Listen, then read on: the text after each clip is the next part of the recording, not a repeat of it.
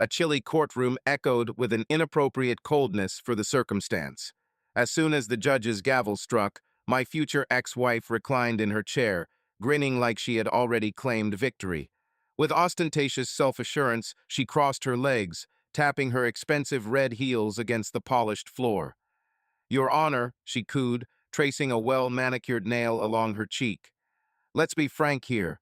My spouse," she gazed at me with disdain, "is similar to a workhorse, dependable, predictable, and extremely simple to manage." The courtroom murmured in response, some gasped, and her lawyer even chuckled softly. Unfazed, the judge merely raised an eyebrow before silencing the room with another tap of his gavel. I gritted my teeth, but maintained my composure. Yet she was putting on a show, and I refused to give her the pleasure of witnessing me lose control. The divorce was her idea, naturally. After 8 years of matrimony, he realized she no longer found him sufficient, no longer captivating, no longer the man she believed she deserved. Rather than departing with grace, she dragged him into this courtroom, intent on humiliating him during her departure. She had already acquired the house, a structure he had constructed himself. She had fiercely contended for half his business, despite contributing nothing to it. And now, in this concluding hearing, she was still inflicting pain. Her new partner was seated in the rear, observing indifferently. A corporate attorney, polished, self-assured, and everything she had convinced herself she desired. She hadn't even made an effort to be discreet. He had discovered them months ago in their shared bed, under sheets he had paid for. But he wouldn't break, because what she didn't know was that this trial wasn't the final confrontation. It was merely the prelude. Dear friends, if you enjoy this story, please like and subscribe to our channel. It will motivate us to make more videos like this for you. My attorney, a self-assured man in an extravagant attire, straightened his tie. "Your Honor," he began, "my client aims to voice her doubts about Mr. Hayes' capacity to pay alimony over the long term. She made substantial compromises during their marriage and is entitled to equitable remuneration for those years. Such sacrifices? That was quite a statement." Judge Reynolds glanced at me through his glasses. "Mr. Hayes, any retort?" I took a measured breath, grasping the table in front of me. This was the crucial moment. Gradually, meticulously, I unbuttoned my dress shirt. The courtroom fell silent. Then, Judge Reynolds cocked his head, evidently intrigued by my actions. I prolonged each second. One by one, I undid the buttons, eventually discarding the shirt altogether. It was then that the gasp erupted. Even my wife's smirk faded. Her partner's amused expression transformed into something else, something akin to discomfort. In the frosty courtroom, the man I had become was starkly different from the person my wife had belittled. Previously, the last time she truly observed me, I was plump, complacent, a man who had surrendered years to labor, provision, and self-sacrifice, yet overlooked self-care. I was simple to neglect, simple to betray. But before them now stood a different man, robust, potent, dramatically altered. For months, I dedicated countless hours at the gym, mercilessly training, driving my body until pain became an ally. The burden that once weighed me down with stress and fatigue was replaced by disciplined muscle. Scars ran along my torso, not from an effortless life, but from hardship. And most significantly, emblazoned on my chest, a fresh tattoo marked my transformation, a workhorse escaping its confinement. The meaning of the ink was clear to all, especially my wife. She was fixedly gazing, her eyes expanded, mouth slightly agape. Quickly recovering, the attorney said, "Your Honor, I struggle to understand how this pertains." I interjected, maintaining a composed yet chilly tone. "Would you like to discuss sacrifices?" I turned to face the judge. "For 8 years, I relinquished everything for this marriage. I worked extra hours so she could leave her job for self-discovery. I financed her shopping sprees, luxurious holidays, cosmetic surgeries, even added her name to my business. Believing we were a team, I refocused on my wife, watching the paleness spread over her face. And how did she reimburse me?" I gestured toward the man in the audience section. A stir of whispers swept through the courtroom once more. Her attorney attempted to object, but Judge Reynolds raised a hand. "Let him speak." I acknowledged with a nod before resuming. You called me a workhorse, didn't you? My lips formed a calculated smirk as I said this. Due to imminent revelation, you were on the verge of being run over. Your face twisted, panic glinted in your eyes. I retrieved a substantial manila folder from my chair, thudding it onto the table. Inside this file, I stated firmly, here is evidence showing you've been engaged in financial fraud, concealing money, and falsely claiming expenses unrelated to my business. Her mouth gaped, then closed, then reopened. Thus, I added, I am not only withdrawing your alimony petition, but I'm filing a lawsuit against you for damages. The courtroom buzzed with murmurs. Her attorney hurriedly flipped through his notes as she sat motionless. Her polished confidence crumbled. For the first time in months, I observed something novel in her gaze, not arrogance, not amusement, but fear. And our battle wasn't over yet, because the most exciting part. This was merely the opening act. The impact of my words lingered heavily in the room. My estranged wife remained motionless, her fingers clenched around the varnished wood of the defense podium. The veneer of haughtiness on her face was fading, revealing something akin to dread. Moments prior, she wore a self-assured smirk. Now, it was replaced with something much more gratifying fear. Her lawyer, likewise, lost his smirk and began fumbling through documents, evidently caught off guard by the tempest I had just unleashed. Your Honor, he stammered, adjusting his tie, I request a brief pause to examine these claims. The judge, Reynolds, halted him with an upraised hand. Shifting his gaze towards me, he said, Mr. Hayes, you're suggesting that Mrs. Hayes committed financial misconduct. I gave a nod, maintaining a steady demeanor despite the racing of my heart within my chest. Indeed, Your Honor, I responded. Unveiling irrefutable evidence, I unfolded the manila envelope containing multiple pages of bank transfers, fabricated business expenditures, and concealed credit card transactions, all under my wife's name. Gathering this proof required months of diligent work. When I initially uncovered her infidelity, it wasn't just rage that consumed me. Determination was my driving force. I couldn't simply abandon this marriage without retribution after the countless wrongs she had committed. So I accomplished what she never imagined I was capable of. I outmaneuvered her. I enlisted a forensic accountant, an expert in exposing financial deceit, and the findings were astounding.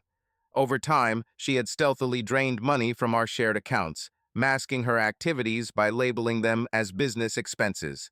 Luxurious vacations with her lover disguised as client networking events. Expensive designer garments categorized under professional attire. Even a down payment on an apartment in her name, presumably intended for her new life after exhausting my resources. Judge Reynolds scrutinized the documents, his expression indiscernible, yet not missing the slight narrowing of his eyes. After a pause, he addressed Mrs. Hayes, looking up over his glasses. Could you provide an explanation for these records? I cast a steady gaze at my wife, who was visibly flustered. This is preposterous, she exclaimed nervously, attempting to laugh it off. Of course not, Your Honor. I interjected smoothly. Look closely, and you'll find her signature on every fraudulent transaction. As evidence, I extended another document across the table. This email shows her instructing our accountant to transfer funds from our business account to a personal account of hers, labeled as a slush fund. Her complexion paled. The moment I had anticipated finally arrived. Did you hack my email? She inquired softly. No, I answered evenly. Access granted to all business communications associated with my company, which you attempted to embezzle from. Judge Reynolds sighed forcefully, his annoyance escalating. Mrs. Hayes, he said, these are severe accusations. Your attorney will have the chance to respond. However, I'm currently inclined to scrutinize the financial demands before ruling on alimony. Her lawyer began to babble, rapidly sifting through his briefcase, seeking an exit. But there was none. This time was different. For the first time in our entire marriage, she had no sway over the circumstances. And I wasn't finished yet. The boyfriend became a part of it. I subtly turned, fixing my gaze on her new companion, the corporate lawyer who had been smugly observing from the back, relishing my discomfort just moments ago. No more. His face stiffened, his fingers nervously tapping against his thigh. I met his eyes and smiled. A slow, knowing smile. It was time to involve him. "Your Honor," I declared, rising, "I possess another piece of evidence to present prior to proceeding." Judge Reynolds signaled for me to go on. I delved into my pocket and extracted a compact USB drive. This device harbors recorded dialogues between Mrs. Hayes and Mr. Brooks. I pointed at her boyfriend, causing his countenance to stiffen, where they conspired about draining my finances before she initiated the divorce proceedings. My wife's head whipped towards me so swiftly it seemed she might incur whiplash. "What?" she barked. That's illegal. He can't record private conversations." I faced the judge. "Your Honor, all recordings were made within my residence, in a jurisdiction where one-party consent is entirely legal." Judge Reynolds raised an eyebrow before beckoning the bailiff to seize the USB. "I'll have it examined," he stated, "if it contains what you assert, Mr. Name.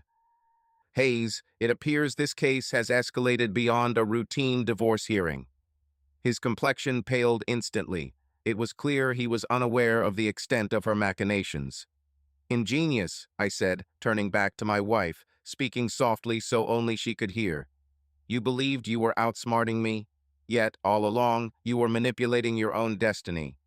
Her jaw tightened visibly, the sound of her teeth grinding audible. I was no longer the provider. I had just ruined her future prospects. The consequences unfolded. The judge paused, clearly contemplating the gravity of the accusations. Given their severity, he would need to scrutinize all financial records and evidence before rendering any decisions. In the meantime, all assets were on hold. She whipped her head towards him in shock. "On hold," she whispered hoarsely, her voice trembling. "Yes," Judge Reynolds stated bluntly, which signified that she couldn't access her bank accounts, stocks in business, or shared assets until this case was over. Her hands trembled as she looked at her lawyer. "Act," she whispered urgently. He merely massaged his temples, appearing dejected and beaten. Meanwhile, I sat back down, remaining calm and composed, observing as the gravity of her predicament became apparent. She had been anticipating a wealthy and triumphant exit. Instead, she had just been cut off completely. As for her boyfriend, he was already checking his watch, looking anxious to leave. I cast him another glance, concealing a smirk. He wouldn't last long. She was on the verge of discovering how swiftly men like him vanish when the funds dry up.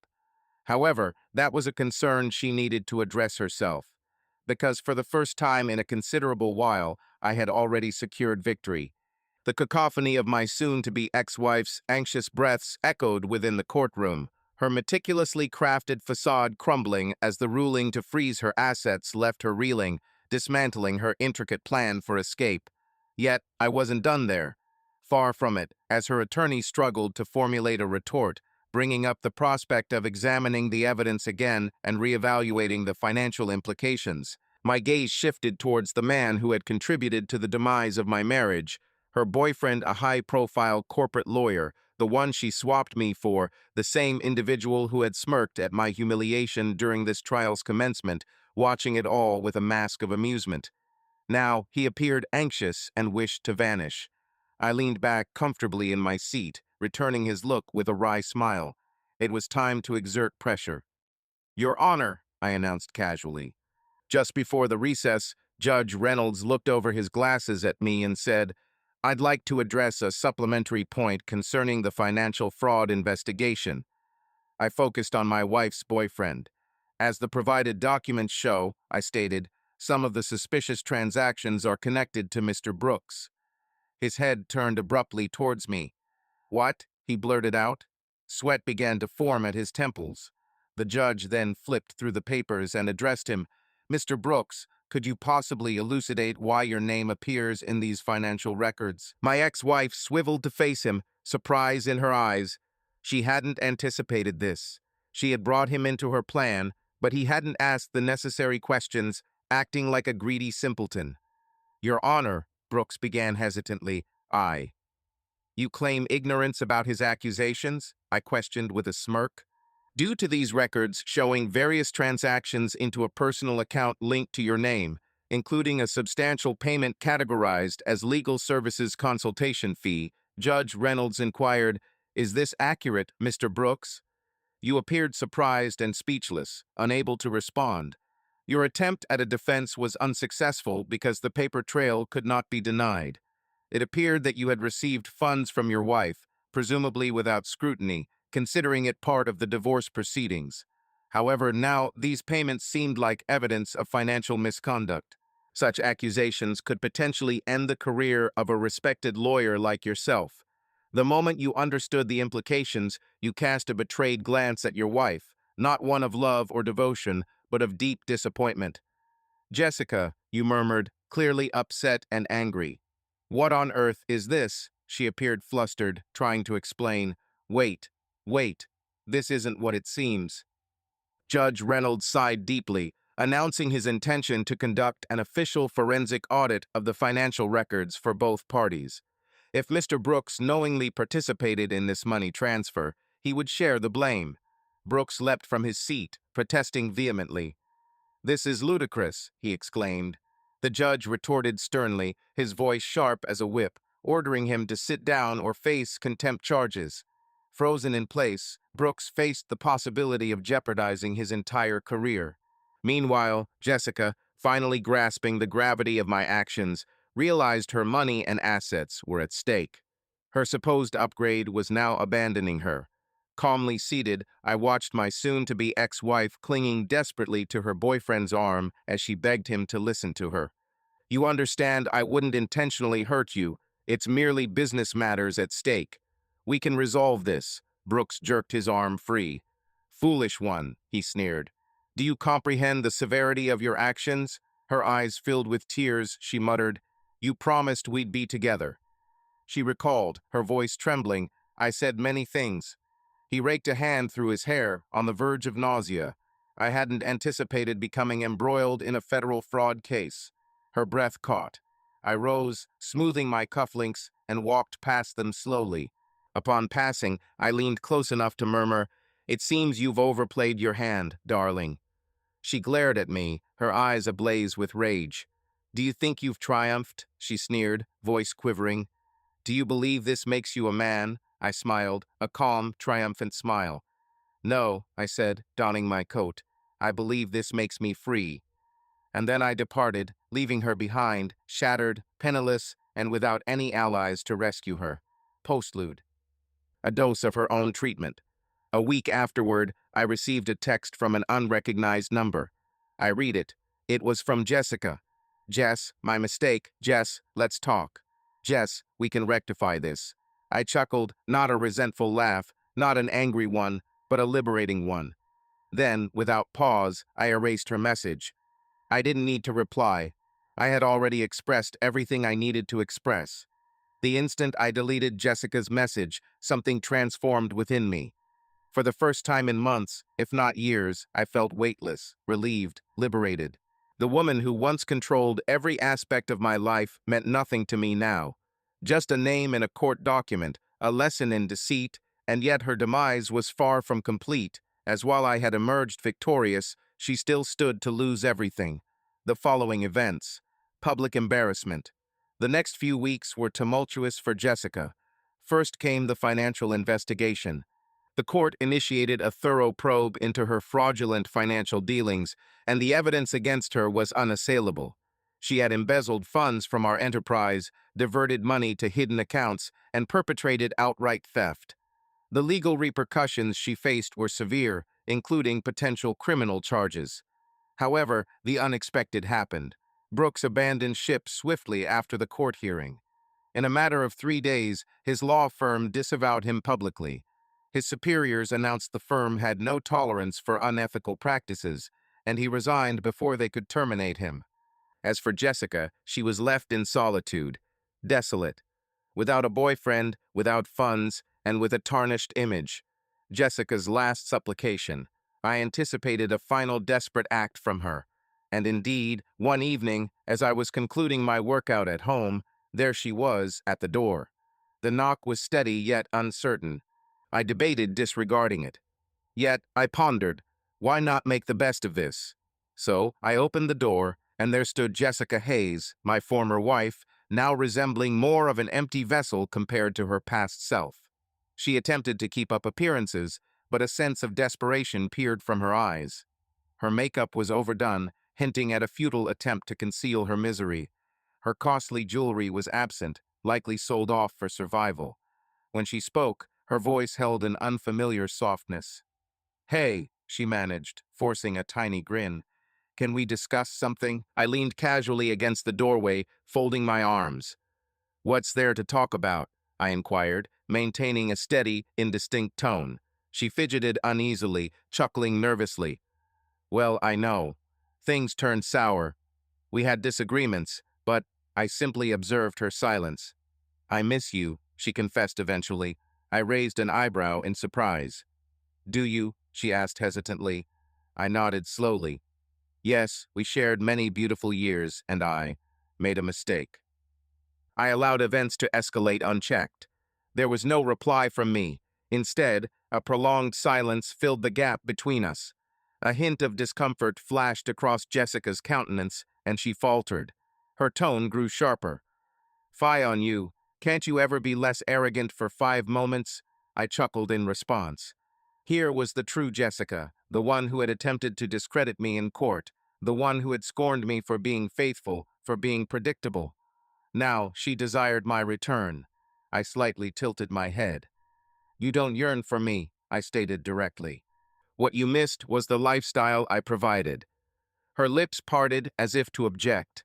Yet she remained silent because she knew it held truth. "I possess nothing," she confessed, her voice cracking. "No funds, no one to seek solace from. I merely require a small aid, just until I can stand on my own again." Nearly chuckled, but refrained. Instead, I delved into my wallet, extracted a solitary dollar bill, and presented it to her. She stared at it in disbelief.